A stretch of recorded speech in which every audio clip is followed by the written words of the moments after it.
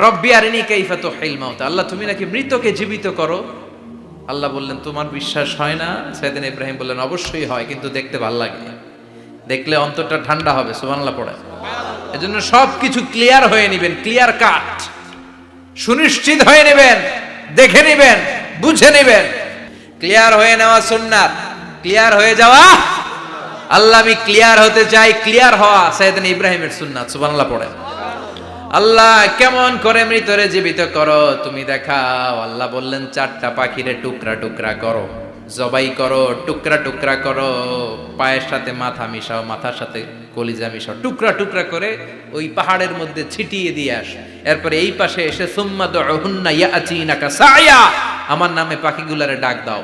উনি এই পাশে এসে আল্লাহর নামে টুকরো টুকরো করে ছিটিয়ে দিয়ে আসা পাখিগুলোর ডাক দিতে দেরি মুহূর্তে পায়ের সাথে মাথা, মাথার সাথে বডি লেগে জীবিত হয়ে পাখিগুলো দৌড়ে সাইয়েদনা ইব্রাহিমের কাছে চলে এসেছে।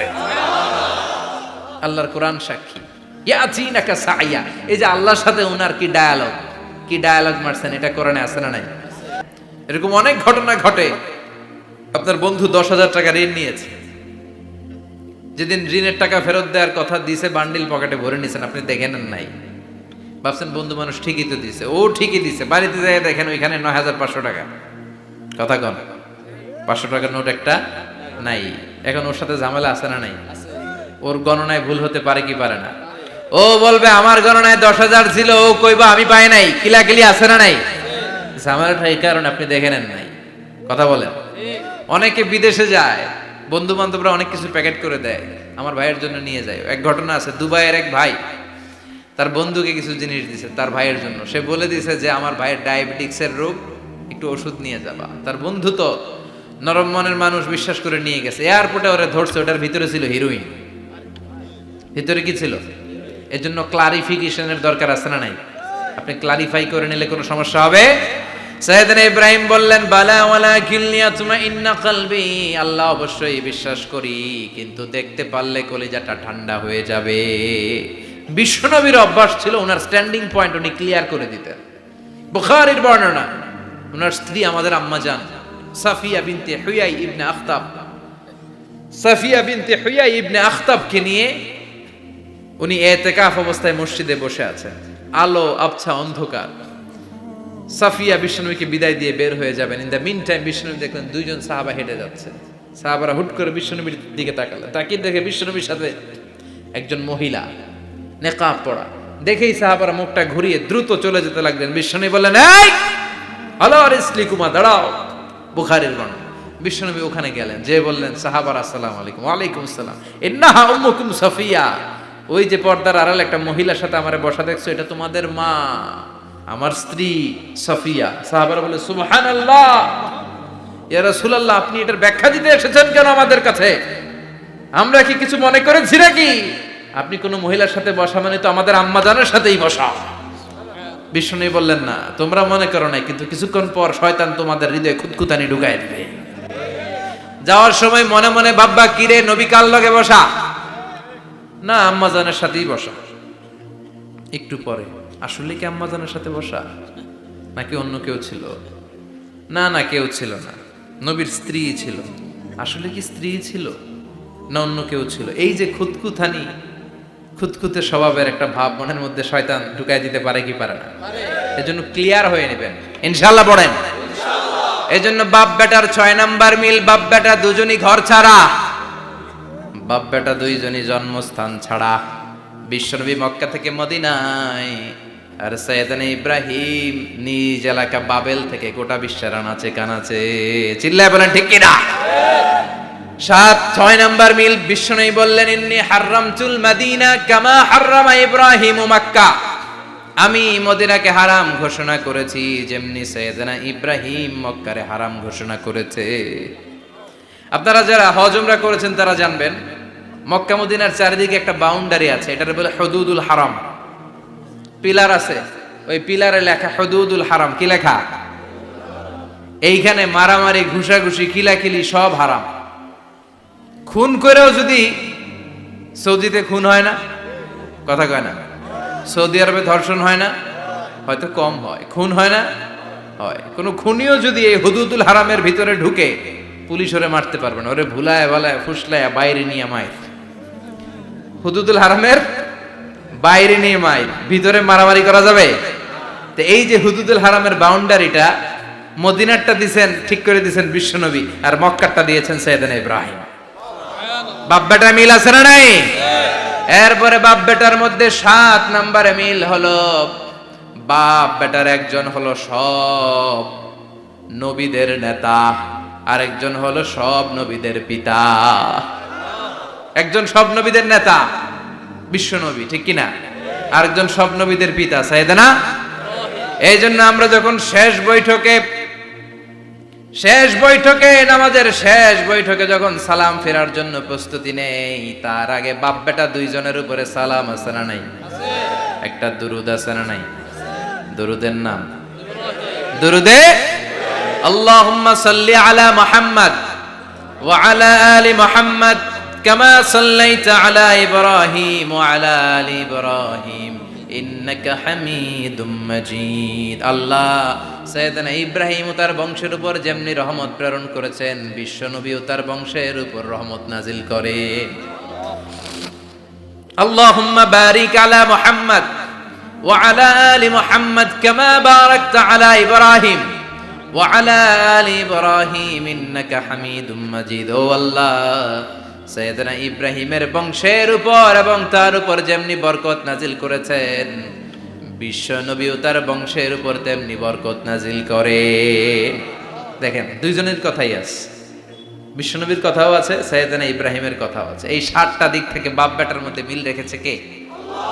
সুবহানাল্লাহ। কি নবী ছিলেন! খলিল বললেন আল্লাহ। এই সাইয়েদনা ইব্রাহিম আলাইহিস সালাম ওনার জীবনে যখন যেভাবে যে মুহূর্তে যেই কথাগুলো বলেছিলেন, সবগুলো কথা কোরআনে তুলে ধরেছে কে? কথা কন। পৃথিবীর কোন নবীর কথোপকথন, ডায়ালগ, কনভারসেশন এভাবে আল্লাহ তুলে ধরে নাই সাইয়েদনা ইব্রাহিম ছাড়া। সুবহানাল্লাহ পড়েন। যার সাথে যা বলেছেন, উনি ওনার নিজের সাথে কথা বলতেন, এই কথা কোরআনে আছে না নাই? উনি আল্লাহর সাথে কি কথা বলছে, কি ডায়ালগ মারছে, আছে না নাই? নিজের ছেলের সাথে কি ডায়ালগ মারছে, আছে না নাই? নমরুদের সাথে কি ডায়ালগ মারছে, আছে না নাই? ওনার গোত্রের লোকদের সাথে কি ডায়ালগ মেরেছে, ওনার বাবার সাথে কি কনভারসেশন হয়েছে, সবগুলো কথা কোরআনে কোট করে দিয়েছে কে? আল্লাহ। সুবহানাল্লাহ পড়বেন না? সাইয়েদনা ইব্রাহিম নিজের সাথে নিজে কথা বলতেন। নিজের সাথে নিজের বোঝাপড়া অনেক দরকার। আপনারা নিজের সাথে নিজে কথা বলেন? বলেন না? বলবেন। নিজের সাথে নিজে কথা বললে অনেক কিছু বেরিয়ে আসে। আপনি আপনার মনকে জিজ্ঞেস করবেন, মন আপনারে ঠকাবে না। আপনার বিবেকটা আল্লাহর দেয়া অনেক বড় আদালত, এই আদালত কখনো আপনারে ঠকাবে না। চিল্লায় কোন ঠিক কিনা? নিজে নিজে বোঝাপড়া করবেন, চিন্তা গবেষণা করবেন, আল্লাহর দেয়া রেশনাল, আল্লাহর দেয়া কমন সেন্সকে কাজে লাগাবেন। আমরা আকল বলতে একটা কথা বলি না, এটাকে ইংরেজিতে বলে কমন সেন্স। কি বলে? Common sense is very uncommon thing. Common sense হচ্ছে এমন জিনিস যেটা খুব আনকমন, এটা অনেকের থাকে না। কথা কন। প্রত্যেককে আল্লাহ কমন সেন্স দিয়েছে। আল্লাহু আকবার। সাইয়েদনা ইব্রাহিম এই কমন সেন্স খাটালেন, ওনার বুদ্ধি বিবেক খাটালেন, চিন্তা করলেন, অনুসন্ধান করলেন, করতে করতে করতে উনি মহাসত্যের সন্ধান পেয়েছেন। চিল্লায় বলেন তো, মহাসত্যকে? মহাসত্যকে?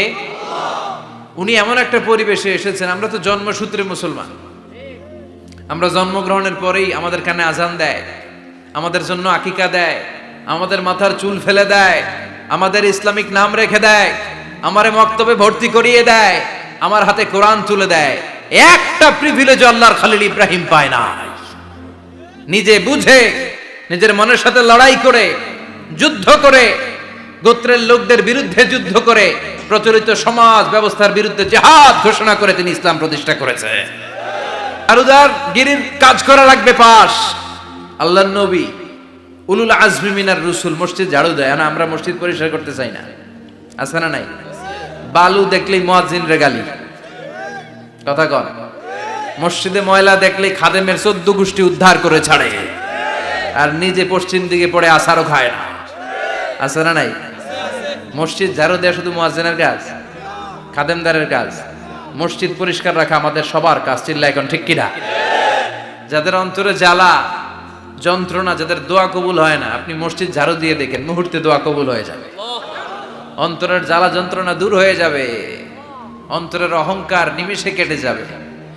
তার মানে আল্লাহ বললেন রাজমিস্ত্রি হও, সেটাও হলেন,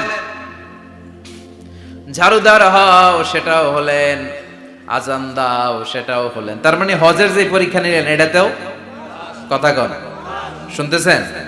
4টা ভয়ঙ্কর পরীক্ষা নিলেন, 4টাতে পাস। পরীক্ষা নাম্বার 5। আল্লাহ বললেন ইব্রাহিম বয়স কত? সাইয়েদনা ইব্রাহিম বললেন 80 বছর। আল্লাহ বললেন নিজ হাতে নিজের সুন্নাতে খাতনা সেরে দাও। সহিহ বুখারীর বর্ণনা, ইখতাতানা সাইয়েদনা ইব্রাহিম আলাইহিস সালাম ওহু আবনু 80 সানা বিল কাদুম। বুখারীর বর্ণনা, 80 বছর বয়সে কুঠার দিয়ে লজ্জাস্থানের সামনের চামড়াটা কেটে নিজ হাতে নিজের সুন্নাতে খাতনা সেরেছে। এমনি এমনি আল্লাহর প্রিয় হন নাই, এমনি এমনি গোটা বিশ্বের মানুষদের লিডার হন নাই। পরীক্ষার পর পরীক্ষা দিয়ে তিনি আল্লাহর সম্মানের চেয়ারে আসীন হয়েছেন। চিল্লায় বলেন ঠিক কিনা? এজন্য আল্লাহ বললেন ওয়াইয বিতালা ইব্রাহিমা রাব্বুহু বিকালিমাতিন ফাআতাম্মাহুন্না ক্বালা ইন্নী জাঈলুকা লিন-নাসি ইমামা। ও নবী, স্মরণ করুন সেই সময়ের কথা যখন আমি আমার খলিল ইব্রাহিমকে অনেকগুলো পরীক্ষা নিয়েছিলাম, আর প্রতিটি পরীক্ষায় আমার খলিল সফলতার সাথে উত্তীর্ণ হয়েছিল। ফলাফল স্বরূপ আমি ইব্রাহিমকে জানিয়ে দিলাম, যাও ইব্রাহিম, গোটা বিশ্বের মানুষের জন্য তোমার নেতা বানাইয়া দিলাম। তিনি আমাদের নেতা, leader of the all human being on earth. পৃথিবীতে যারা আছে সবার নেতা। চিল্লায় এখন ঠিক কিনা? এত বরকতের মানুষ, এত বরকতের ফ্যামিলি, ওনার ফ্যামিলি যেখানে তাকিয়েছে ওইখানে বরকত, যেখানে পা লেগেছে ওইটা বরকত। যেই মাটিতে হাত দিয়েছে মাটিটারে সোনা বানিয়ে দিয়েছে কে? সাইয়েদনা ইব্রাহিমের পা লেগেছিল একটা পাথরে, ওই পাথরটারে মুসল্লা বানায় দিল কে? ওয়াত্তাখিযু মিন মাকামি ইব্রাহিমা মুসাল্লা। আল্লাহ বললেন ইব্রাহিমের দাঁড়ানোর জায়গার পাথরটারে তোমরা মুসল্লা বানিয়ে নাও। হজ করছেন কারা কারা দেখি? অথবা উমরা? আরো বাড়ছে উমরা করতে, মাশাআল্লাহ। যাদের হাত ওঠে নাই এরাও যেন আল্লাহ অতি শীঘ্রই হজ করতে পারে, উমরা করতে পারে। আরে কি বরকতের জায়গা! আল্লাহ বারবার নসিব করো তুমি।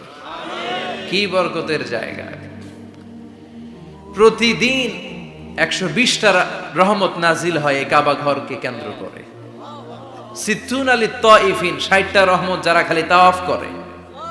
এই তাওয়াফের ইবাদতটা ওই জায়গা ছাড়া পৃথিবীর কোথাও করা যায়? কথা বলেন। এজন্য 60টা রহমত যারা তাইফিন তাওয়াফ করে। আর বাঈনা লিল মুসাল্লিন, আর 40টা রহমত যারা কাবা ঘরে নামাজ পড়ে। 40 আর 60 100, বাকি রইল কয়টা? ওয়াল 20 লিন-নাযিরিনা ইলাল কাবা। বাকি 20টা যারা তাওয়াফও করে না, সালাতও পড়ে না, খালি কাবা ঘরের দিকে তাকায় থাকে। কাবা ঘরের দিকে ফেল ফেল করে তাকায় থাকলো, আমলনামায় 20টা রহমত নাজিল করে কে? এত বরকতের ফ্যামিলি। সাইয়েদনা ইব্রাহিম সন্তান হলো ইসমাইল, স্ত্রীর নাম হাজার। 3 জনের ফ্যামিলি। চিল্লায় বলেন কয়জন?